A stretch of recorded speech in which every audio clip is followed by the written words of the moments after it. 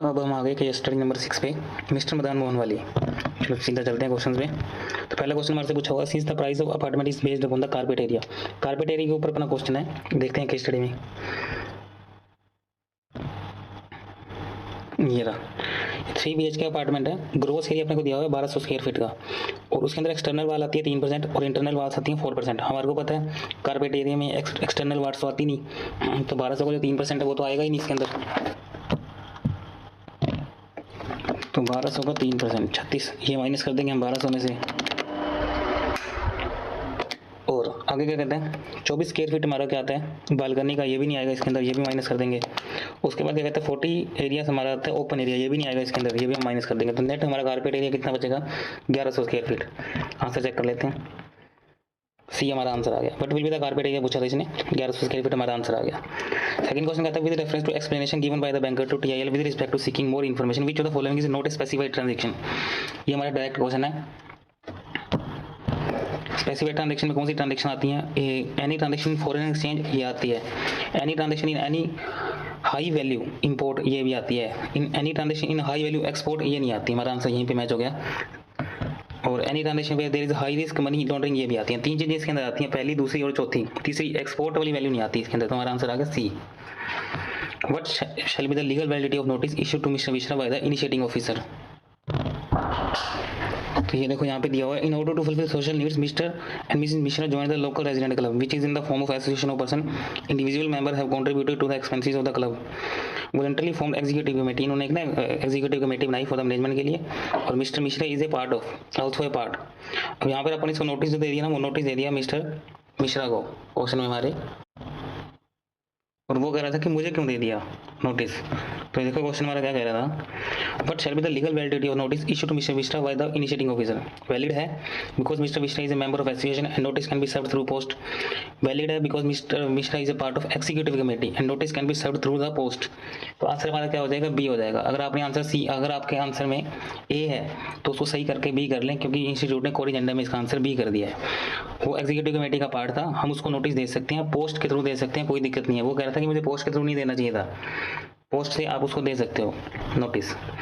Which among the following is not a valid alternative available with TIL to park the fund abroad. ये भी direct question है। Deposit the fund with the foreign bank related not less than A, ये भी होता है। Deposit the fund with the foreign bank related not less than A3, ये भी होता है। Deposit the fund with the foreign branch of Indian bank abroad, ये भी होता है। Treasury below 1 year maturity rated not less than A by Fitch, ये नहीं होता उसके अंदर। तो ये भी हमारा डायरेक्ट क्वेश्चन था, ये भी हमारा हो गया डायरेक्ट, डी आंसर आ जाएगा।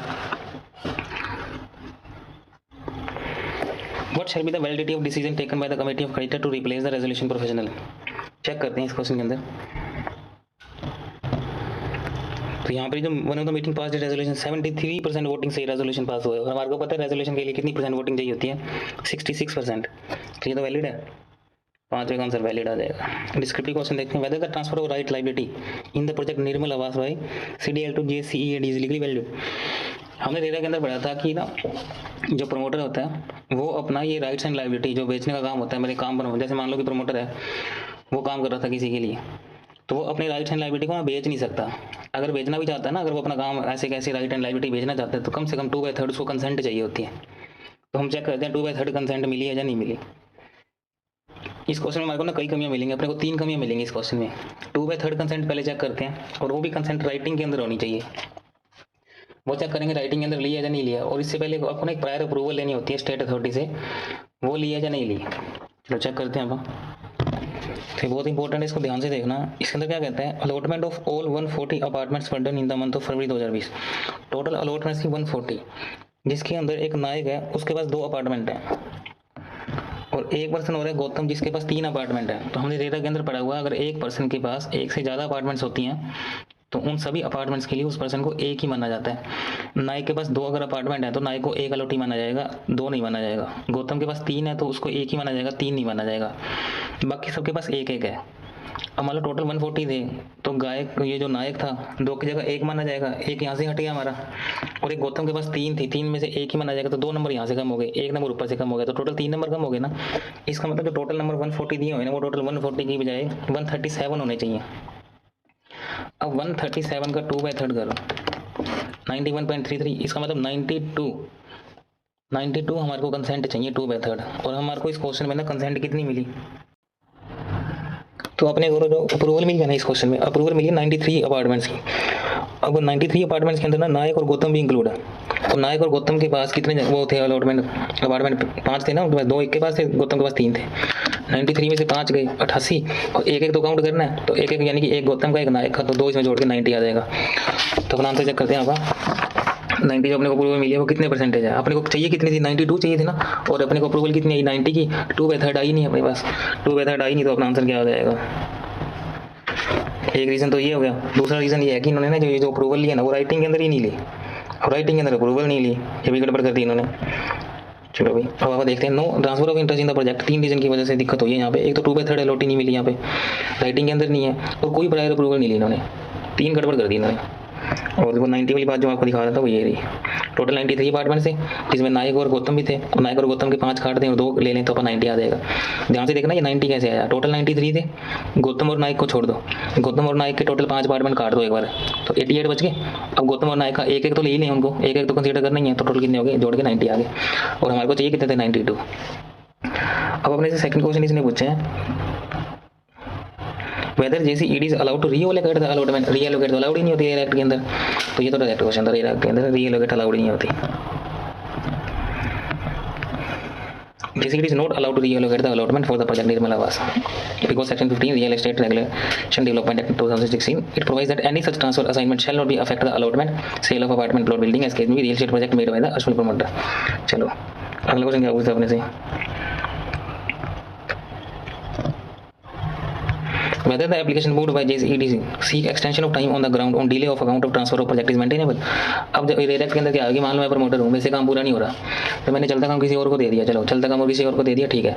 अब मैंने वो चलता काम आपको दे दिया, अब मेरा जो टाइम पेंडिंग था ना उतने टाइम के अंदर ही आपको वो काम पूरा करके देना पड़ेगा। अब आप भी प्रमोटर हो, इसका मतलब ये नहीं होता कि आपको कोई एक्सटेंशन टाइम एक्सटेंड करके दे दिया जाएगा। टाइम एक्सटेंशन बिल्कुल भी अलाउड नहीं होती। अगर मान लो मेरे तो सिर्फ 15 दिन रह गए थे ना और काम मैंने बीच में छोड़ दिया था, तो अगले 15 दिन के अंदर आपको काम पूरा करना पड़ेगा। ऐसा कोई प्रोविजन नहीं है डायरेक्ट के अंदर कि आपको टाइम और एक्सटेंशन दे दी जाएगी काम करने के लिए। ये भी अपना डायरेक्ट ही क्वेश्चन था, बस सीधा छाप नहीं है।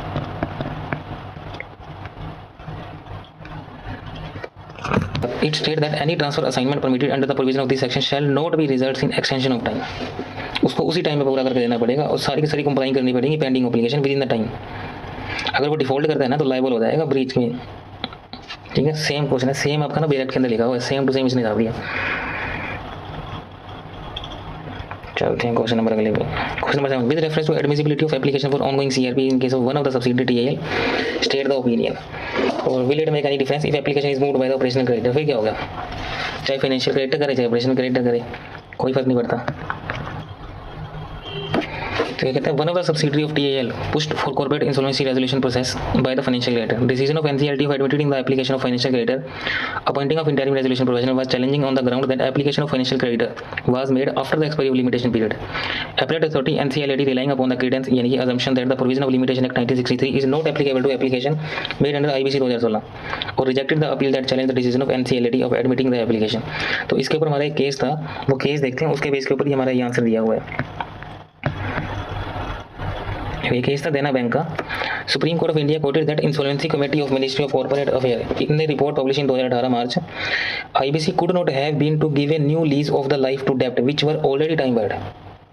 टाइम बार्ड के बाद आपको अलाउड नहीं है, और जबकि अपने गिवन केस स्टडी में इसका उल्टा बोला जा रहा है। There after section 238A was incorporated in the IBC by insolvency bankruptcy code with effect from 6 June 2018। उसके हिसाब से हमारा आंसर क्या हो गया, नो।